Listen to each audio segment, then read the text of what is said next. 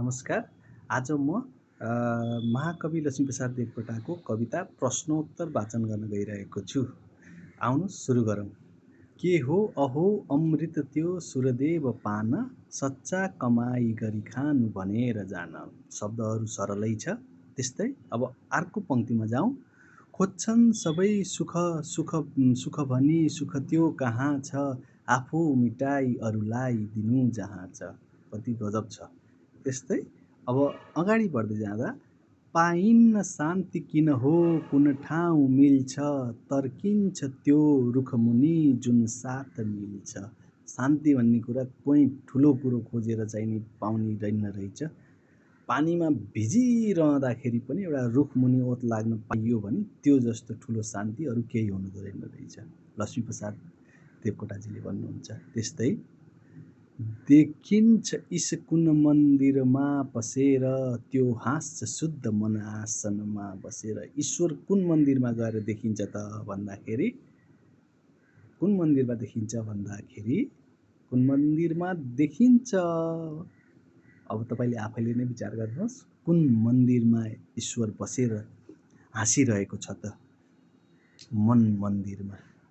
त्यस्तै यस्तो रहस्यमय जीवन बुझ्नलाई, जानु कहाँ पढ्नु के गुरुको बनाई।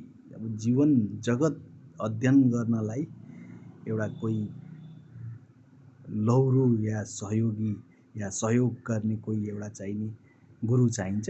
अब त्यो गुरु कोलाई बनाउने त भन्ने प्रश्न छ। अब यसको उत्तर, फुल्दो गुलाब बीच ज्ञान अनेक फुल्छन्, उद्यानमा बस गई सब तत्त्व खुल्छन्।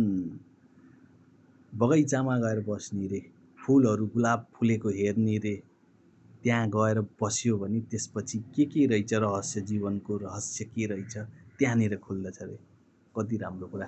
त्यस्तै फेरि अगाडि जाउँ।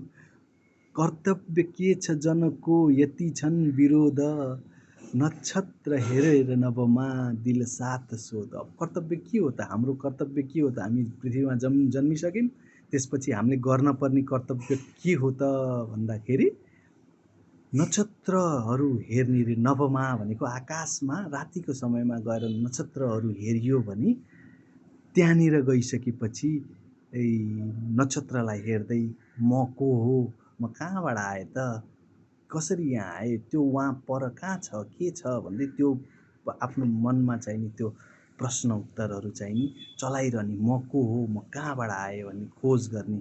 त्यसले गर्दाखेरि त्यहाँनिरबाट अब जीवन र जगतको बारेमा जानकारी हुन जान्छ। त्यस्तै अब के हो ठुलो जगतमा पसिना विवेक, उद्देश्य के लिनु उडी छुनु चन्द्र एक। कति मिठो कविता छ। यहाँले पनि सुन्नुभयो। धेरै धेरै धन्यवाद। नमस्कार।